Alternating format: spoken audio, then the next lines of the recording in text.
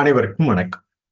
அகத்தவம் ஆண்டின் ஒவ்வொரு நாளும் செப்டம்பர் 10ஆம் தேதி காண்போம். செப்டம்பர் 10ஆம் தேதி ஒரு சொல்லில் கரந்துரை வா என்ற அந்த ஒரு சொல்லில் கூற வேண்டுமென்றால் பழக்க வழக்கம் என்று கூறலாம்.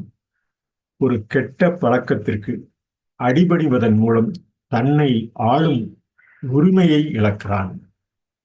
கெட்ட பழக்கங்களை முறியடிப்பதில் வெற்றியின் மூலம் பெறப்படும் விருப்பத்தின் வலிமை ஒருவனை நல்ல பழக்கங்களை தொடங்க உதவுகிறது.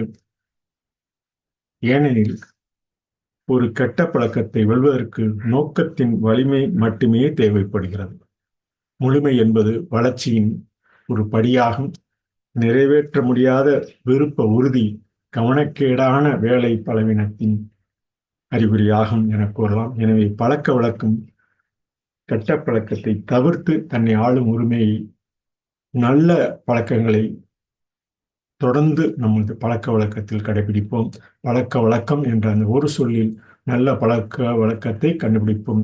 அவை நமது உறுதியாகவும் விருப்பத்தின் உறுதியாகவும் இருக்கட்டும் என கூறி அவருடைய ஜேம்ஸ் ஆலன் தொகுத்து வகுத்த அந்த ஆங்கில பதிவினை காண்போம். Habits, we can say in single word, we can say habits, and in adequate bringing in totality system. Whatever the habits we have to maintain our adequate bringing in totality system. By submitting to a bad habit, one forfeits the right to rule over himself. By submitting a bad habit, one forfeits the right to rule over himself.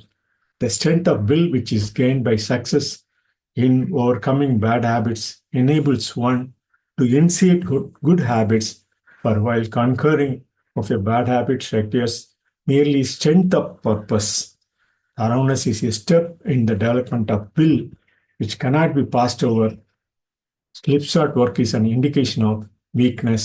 What he says on September 10th, we can adapt a good habit, handling adequate bringing in totality system. And so you avoid bad habit, maintain and rule over the good habits in your lifestyle. You can say, so in a single word you can say habits. பழக்க வழக்கம் என ஒரு சொல்லில் கூடிய நல்ல பழக்கத்தை என்றும் கடைபிடிப்போம் என கூறி செப்டம்பர் 10ஆம் தேதி பதிவினை நிறைவு செய்கிறோம். நன்றி, வணக்கம்.